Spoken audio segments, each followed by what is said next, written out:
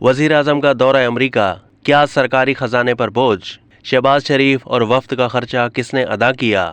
وزیر اعظم شہباز شریف نے دورہ امریکہ پر سرکاری خزانے سے کوئی خرچہ نہیں کیا۔